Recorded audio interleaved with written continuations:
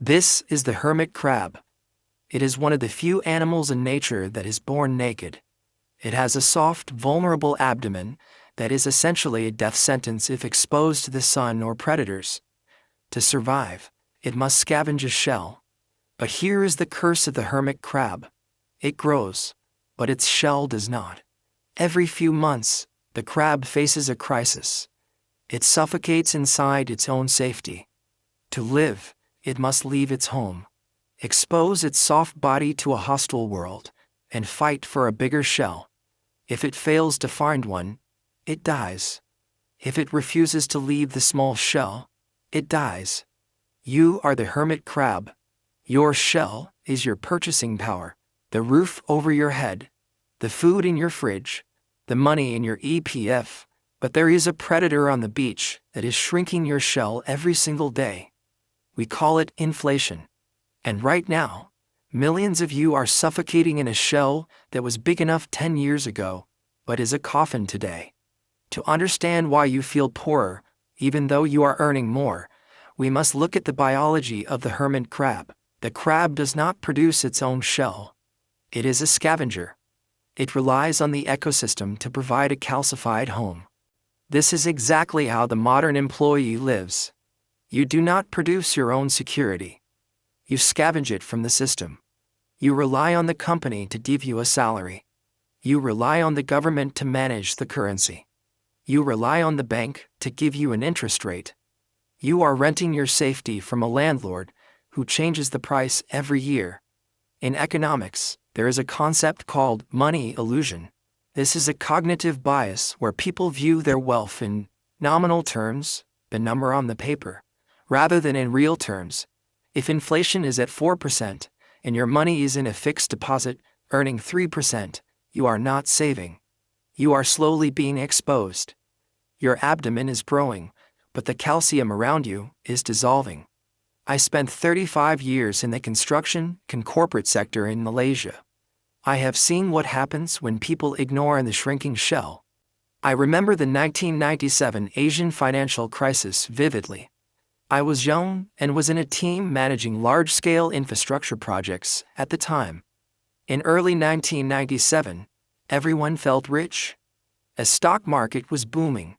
People were buying luxury cars on credit.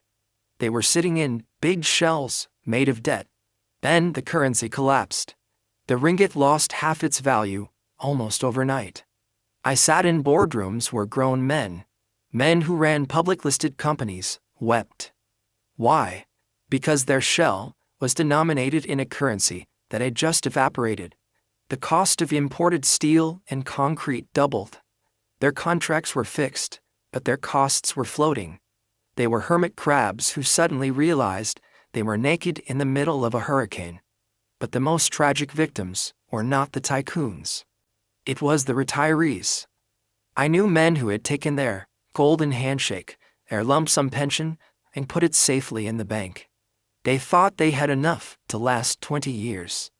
Within 2 years, the cost of living had surged so high that their 20-year plan became a 5-year plan. They hadn't lost a single cent of their principal, but they had lost their future. They stayed in the small shell of safety, and the economy crushed them. This is the safety paradox. We are biologically wired to seek comfort. We want the tenure, the fixed salary, the guaranteed return. We hug the shell we have because the ocean outside is scary. But in a high-inflation environment, safety is the most dangerous asset class. Look at the housing market today. Young people are screaming that they cannot afford a home. They are right. But understand why. It is not just corporate greed. It is the hermit crab effect, playing out at a global scale.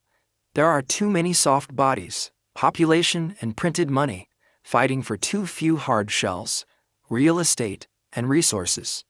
When the central banks print trillions of dollars, they are essentially pouring growth hormone into the crabs, but they are not building more shells.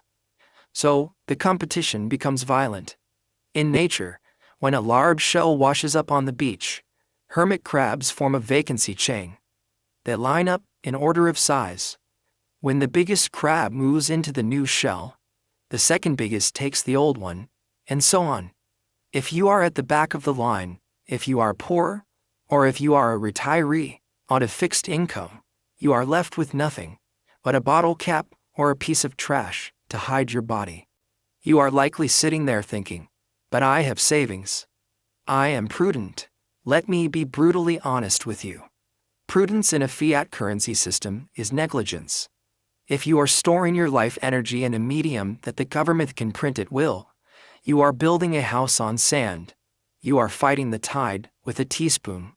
The entropy of the universe guarantees that things fall apart. Your money is rotting.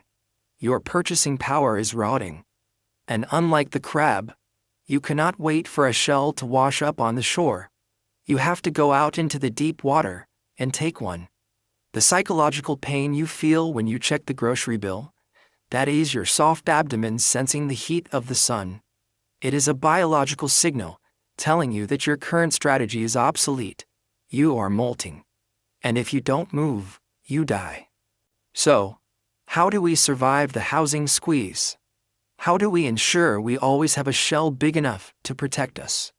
We cannot rely on the government to stop inflation. That is like asking the tide not to come in.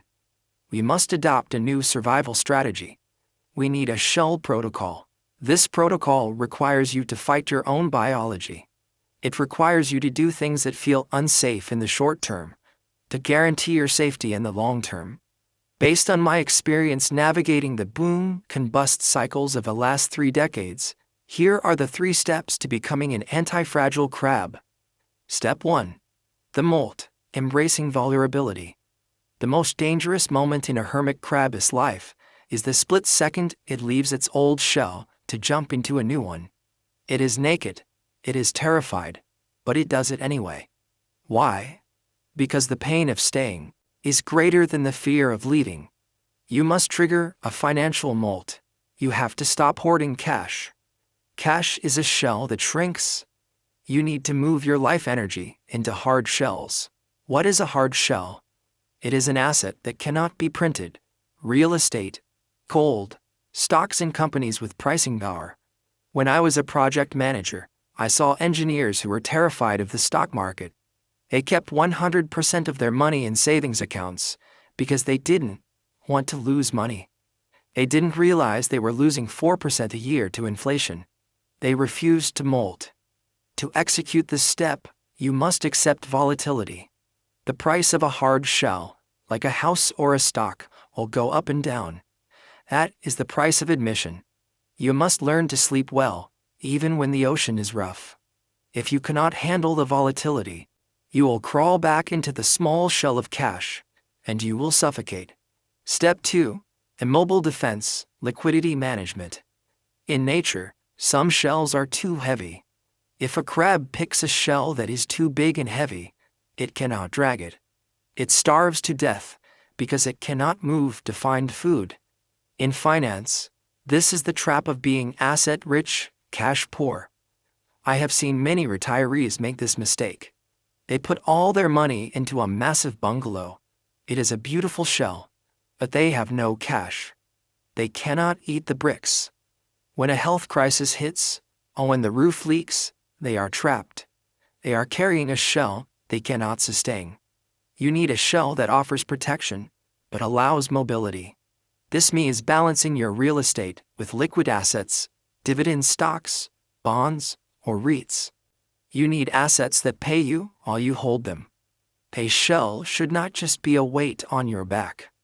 It should be a tool that helps you gather food. If 90% of your net worth is in your house, you are a crab that cannot move. You are vulnerable to the slightest change in the ecosystem. You need to lighten the load. Downsize if you must.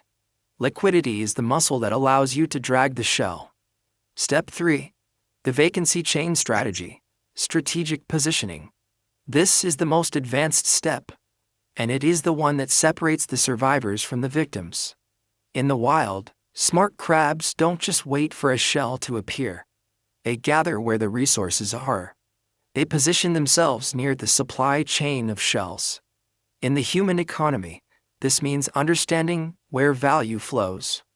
We are entering an era of resource scarcity. The shells of the future are not just physical houses. They are skills, networks, and digital assets. The Jenga effect comes into play here. You can stack step 1, hard assets, can step 2, liquidity. But if you pull out this third block, income generation, the whole tower falls. A shell is a depreciating asset if you don't maintain it. Even gold costs money to store. Even a house is property tax. You must constantly generate new energy to maintain your position in the vacancy chain. This means you cannot truly retire in the traditional sense. You must transition from labor, digging in the sand, to management, managing your assets. In my 35 years, the people who stayed wealthy were not the ones who bought one house and sat on it. They were the ones who constantly upgraded their position. They moved from residential to commercial. They moved from active work to consulting. They kept moving up the chain. If you stop moving, you become part of the sediment. The ocean does not care if you have a shell. The economy does not care if you have a pension. The harsh reality of nature is that you are owed nothing. But unlike the crab, you have a mind. You can forecast the tide. You can see the inflation coming. Don't cling to the small shell of the past just because it feels safe. It is a trap. Be brave enough to be naked for a moment, so you can secure a fortress for a lifetime. Find the hard shell, keep moving, and never, ever let the sand bury you.